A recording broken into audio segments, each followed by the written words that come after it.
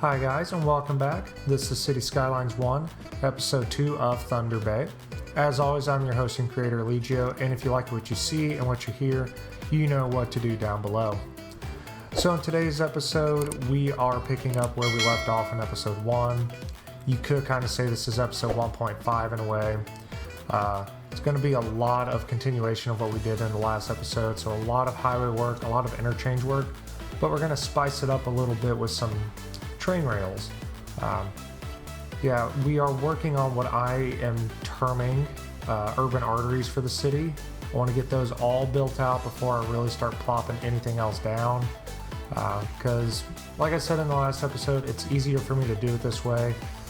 I like having all this stuff in place and adjusting it as I go forward instead of building a massive downtown and then having to demolish everything because I forgot to put in a rail network. So earlier you saw me place down what I'm terming Union Station and what is soon going to be our downtown area, like the outskirts of the financial area, the financial district. And then I just simply run the rails out from that station. And I'm using inspiration of the actual Union Station in Tampa as a small reference for this. But I gotta say, that station just looks really, really sad.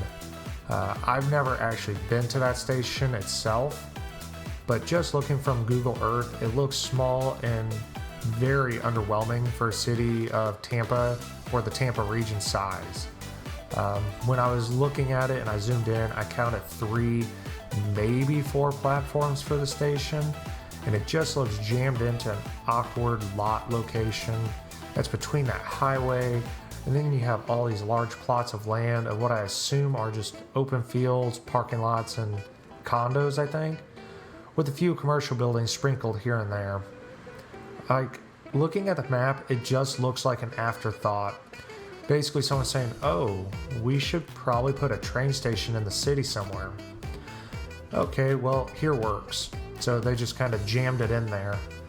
I don't know, it could just be me being biased, but I'm used to major train stations being a bit more grand and being surrounded by a lot of grandeur as you exit the station.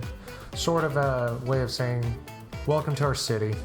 And I feel like leaving this station would just be extremely underwhelming. I don't know, if I'm wrong, let me know in the comments below if you've actually been to this station. It could be great, but it looks small and underwhelming, especially for the area that it's servicing.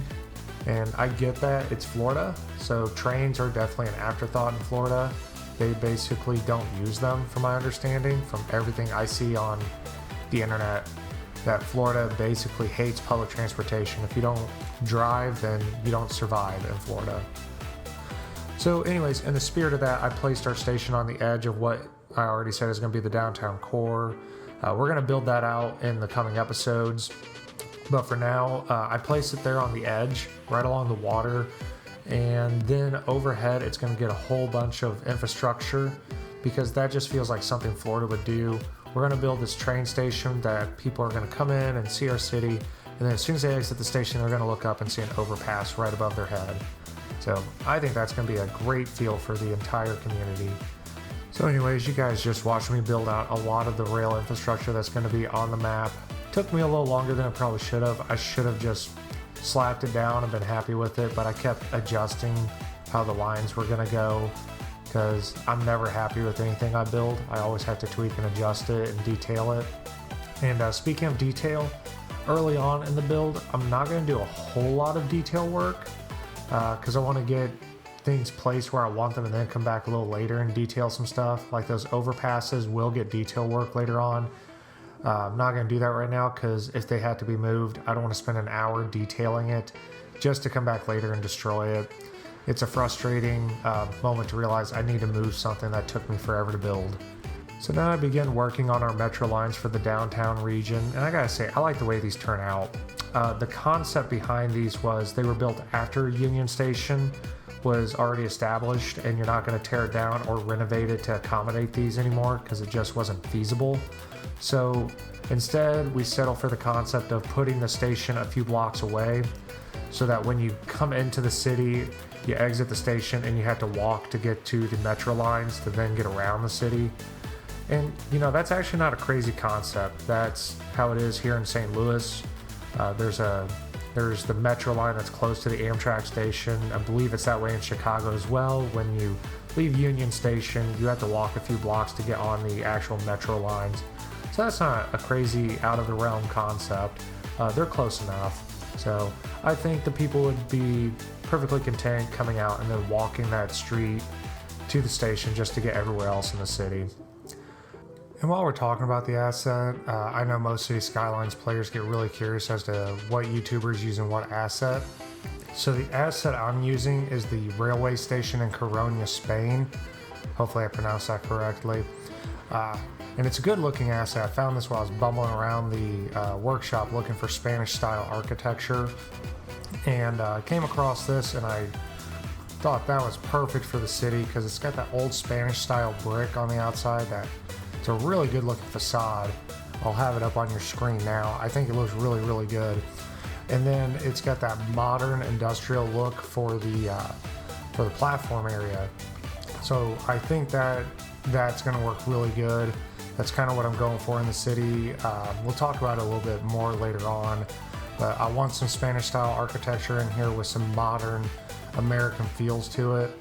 And I know this train station's in Spain, but it kind of gave me that vibe of this is something that could have been in Florida, and no one would even bat an eye at it being there. So really like that. I'll put the link for it in the description below if I remember to. If not, it's in the asset collection that I'll try to link down below. Also put a little image of it up on your screen now of the workshop page. So I suggest using this asset if you're doing any city with a Spanish flavor to it. So here I'm just building out what I term the monstrosity of an interchange with the highway, and then the metro is kind of overhead of that. There were a few ideas I had behind this project, but when I set out to build it, I didn't really know what it was going to look like. The key component was it had to be somewhat compact because there's not a lot of area right here. It's along that shoreline, so there's just not a lot of ground level to build with. The second is I personally didn't want to go over my train station, so I had to go to the side of it. And then in the Skylines world that they're living in, during the planning phase and then the building phase, they didn't want it to cut through the downtown that is inevitably going to be there. They didn't want to blow up a whole bunch of skyscrapers to make way for a highway. So the engineers had to go around everything, and this was the solution they came up with. I don't think it's too bad. I think it does make some sense. I don't know how feasible it is in a reality sense, but this is a video game, so we're gonna stick with it. And then to jazz the area up a little bit, I put in these classic looking pillars. These are one of those assets that I will continuously use quite a bit. I like the concrete base to it and then the steel structure on top. I kind of use it as a multi-purpose where I put the highway on the concrete base, and then the metro sits right on top of the steel structure, so it's serving two functions. So I really like the way those handle this area. Turns out pretty good, and it's got a classical feel to it without being over the top.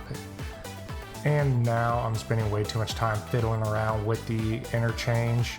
I'm kind of a stickler for how slopes and ramps are in this game and the curvatures of the roads. If I don't like the way it looks, I'll blow it up and redraw it about 1,000,000 times. It's a huge time suck. It's in the top 3 time sucks of me doing these videos. It's right up there with extreme detail work on buildings and honestly the editing process. So it takes a long time, but I think the results are always worth it. And I know you guys can see the off-colored node on your screen right now. I figured that out off screen. The nodes do get the correct color. They finally match the rest of the road. And I can't remember what the fix was for that. I can't remember what broke it. I think it was something to do with network extensions, which is now depreciated and no longer in service. So I found a way to fix that. I don't know if it was repainting the road or what I did, messing with the theme maybe. I honestly can't remember. It's been a few weeks since I've even built this, because I'm finally for once ahead in my builds. But I do get it fixed, so don't crucify me in the comments down below. And then there we just built out a pretty good looking off-ramp, in my opinion, to get to that main road I like the way that turned out. I really like the look of those delineators, if I'm pronouncing that correctly. I struggle with pronunciations, guys. Please forgive me. And I don't even know if those make sense going there, but they're going to go there because I like the look of them. And if anything, the city is about what I like. So we're just piecing together the rest of this interchange. Like I said, it's kind of a monstrosity, but it's a Florida-style city, and what is Florida if not a monstrosity? They literally have swamp puppies that'll bring you underwater and death roll you. So everything about this city is going to be a little monstrous, but it's going to be aesthetically pleasing in my opinion. And now here we're going to have a little bit of choppy camera angles. Reason for this is when I build these big structures, I like to look at everything from all sides and angles, and I will absentmindedly forget that I'm recording. So it'll sometimes lead to choppy feedback. Like the raw video is pretty choppy when you speed it up. So I tried to edit that as best I could. I didn't want to make you guys motion sick because when I watched the feedback when I sped it up, it was pretty rough. So did the best I could to smooth that out, so to speak. It's a process for me. I know it seems crazy, but sometimes I absentmindedly forget I'm recording and that people are going to watch this because I just kind of get sucked into the build, and I will get lax with my camera angle and placement, and it leads to some bad video once in a while, but fortunately editing more or less fixed that one, I think. And here we're building yet another interchange. I promise one day we will be done building interchanges in the city. It's just that early on you need a lot of interchanges. They're kind of the urban arteries of the city. But this one's going to be a fairly straightforward interchange. It's going to be a nice simple diamond, and it's going to service the outskirts of the city more or less. It's not going to be in the downtown area. It'll be right outside the downtown, and its size is going to be perfect for what we're building around it. And if you have a really good eye, you probably noticed the MVP of the episode. It's that little semi truck down there. I use him as a makeshift ruler. I've always done that for as long as I can remember, of using semi trucks and trains to measure my clearance on overpasses and underpasses. Because my mentality, if a semi truck can fit underneath it, pretty much anything else on the roadway can fit underneath it. So I do that quite often. You'll see him popping up from time to time. It also saves me going to get yet another asset on the workshop because I know there's a few rulers on there that are probably more accurate. But I already have an asset problem that therapy can't treat. I'll start a project and realize I'm missing something, so I'll go in the workshop to go get that thing, and then I'll end up with about 20 or 30 more things just bogging down my RAM. It's a real problem, guys, but I don't think I'm alone. And then there, I just realized that my diamond interchange is probably too close to my bigger interchange, so I move it down the road, so to speak. And that was the right decision, but also it doesn't have to be too far away, because in America we have a problem of putting exit and on ramps too close to each other, and it creates a issue known as weaving in traffic. And what I mean by that is, if you've ever driven on a roadway in America, you'll realize that your exits are typically about a mile or so apart, and what that'll create is someone who's not paying attention while driving will realize their exit's coming up and they're 2 or 3 lanes over, and then they'll try to more or less bumper car their way through, and that'll create a lot of accidents. It's called weaving, and it's like one of the number one reasons for accidents on the highways. So I don't know what the solution to that is. I'm not a highway engineer. I do deal with it in my job quite a bit, and it's kind of it's something we probably need to fix, but I don't think we will fix. So I'm not going to get on a soapbox about it. I just wanted to make the point that those interchanges being close together isn't that big a deal. It's pretty common in America. Alright, so it's probably a good time in the episode to go ahead and do some of our YouTube comment shoutouts. We got 3 I want to highlight today from the first episode of Thunder Bay. The first one is from Mr. Riley Whetstone, and he just simply says, "Thanks for the video." And you're welcome, Riley. Hopefully you're enjoying this episode and the episodes to come. The next one we have is from Mr. George Young, or Jung. I've seen that pronounced a couple different ways, but I'm pretty sure it's Young. And he says it's a great day for Thunder Bay. And you know what, George? I think it is a great day for Thunder Bay. I think the city is shaping up quite nicely, and hopefully you are enjoying the builds that I'm doing and the builds to come. And then the last one we have is from Mr. Wiley Mays. And they said they wish they had the patience to build cities like this. And that resonates with me more than you think. I used to not have patience for this game. I would just slap things down. Patience was definitely a virtue earned when it came to this, and it just helped to watch other YouTubers build things and kind of steal what they were doing and model how I play after them. And patience comes in time, and also just forcing yourself to be patient, I guess. You know, I'm not a self-help book, so hopefully you find it one day, but I'm sure your cities are just fine, sir. So I appreciate you guys giving me the comments. YouTube comments are my favorite things in the world to get, because that's just somebody taking time out of their day to actually write to you. It's not just a button click. So I really appreciate it, and hopefully you guys are enjoying the rest of this build and the rest of this series. I also want to highlight, if you guys haven't noticed yet, that Thunder Bay has an official logo for the city. That's right, I invested time in creating a logo for the city. It was an interesting creation because I've never made anything like this, and I'm not going to sit here and say I did anything fancy. I literally just used Canva. It's a free online source to make these kind of things. I'm no artist. I have no intention of ever becoming an artist. I just wanted to have a logo for a city for once, and Canva let me do that. And I gotta say, I'm pretty happy with the logo. I think it looks neat. It's unique. Could it be better? Yes. Could you guys do better? Yes. But this is mine. It's the product of me watching a 5-minute video on YouTube on how to do this. But again, it's just something I've always wanted to have for a city. It makes it stand out just a little bit better and makes it a little bit more special to me. So I thought it was neat. If you guys enjoy the logo, let me know down below. If you want to steal the logo, I don't even care. I'm not going to copyright it. I don't even know how that would work. Can you copyright a logo you make on Canva? I don't think you can. Anyways, yeah, I thought the logo was neat. I just wanted to give it a little shout out, just a little pat on the back, so to speak, for myself.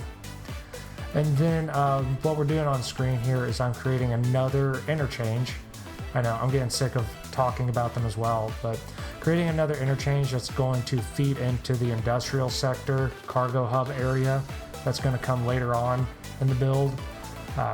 It's nothing too fancy. It's a modified T interchange, as I call it.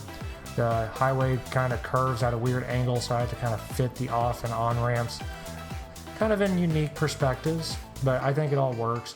And then they just kind of merge into a main arterial road that's going to feed into the industrial sector. That's a pretty common sight that I've seen, especially just wandering around on Google Earth.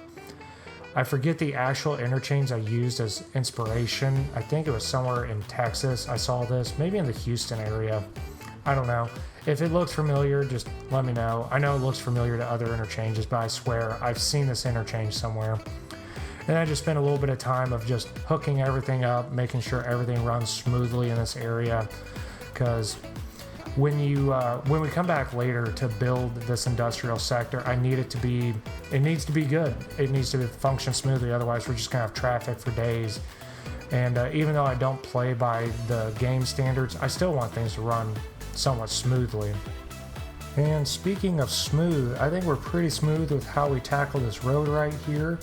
We do us a nice little slick S-bend that just follows that river, follows the bank of it, and that's going to end up being a pretty significant road, I think, going forward.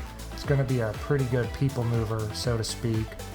And as for that river, I believe that is modeled after the Hillsborough River. I forget the name right now, but I think that's what the river is, the Hillsborough. And don't worry, it's going to have a water source at some point. I'm just not sure what to build. It's not going to just spontaneously generate out of the ground like it is right now. I'm going to build either a swamp system or a lake system for it to come from. I'm not sure what I want to go for that river just yet. Like, I know there's going to be swamps in this map. I just don't know where that river is going to terminate or originate necessarily. Still playing with the idea. If you guys have a preference, let me know down below. I'm leaning towards a lake system because those are always kind of fun to build for me. I've only ever built one swamp system before, and I have an idea of where I want the main swamp for this map to go. So I don't know. We could have 2 swamps. We'll see what happens. It's also going to be dictated a little bit by how the city grows itself. Not everything's planned, but just the vast majority of it's planned.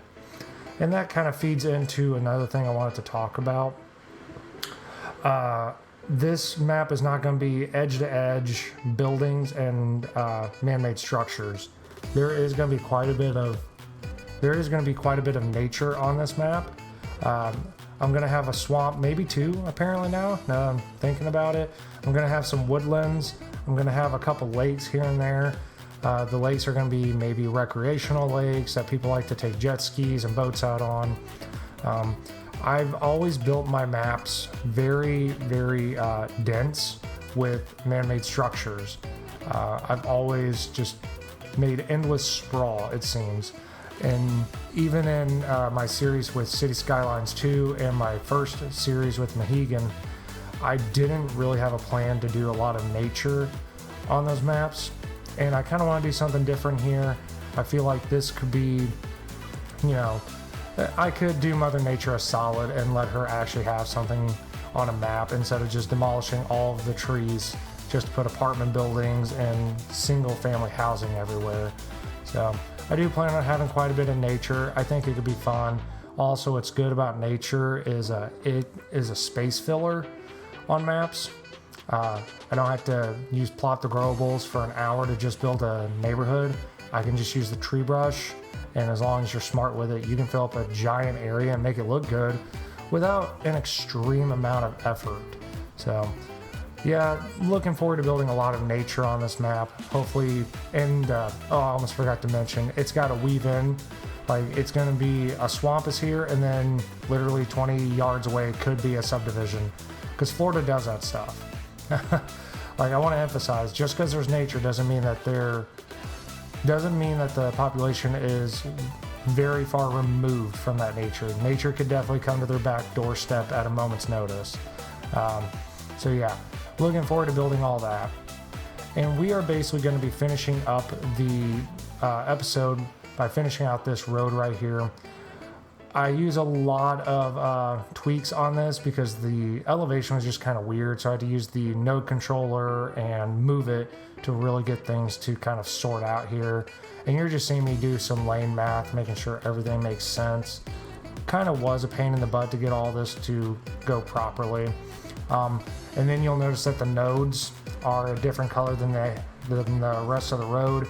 I couldn't figure out how to fix it like I did the highway earlier.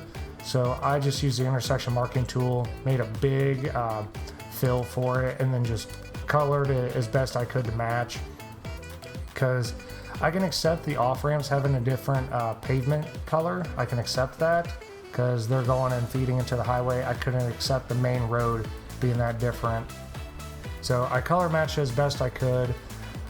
I couldn't find the RGB anywhere to perfectly match it. But I think it's definitely close enough. And when you zoom out, you cannot tell the difference between the roads. And I probably do spend a little bit too much time marking these intersections out, but when I zoomed out, they just looked really boring without the lane marking. So I went ahead and just filled it in. And I think it turns out pretty good. And then I take those delineators and just run them down the center of the road, and that really makes that road pop. I like the look of that.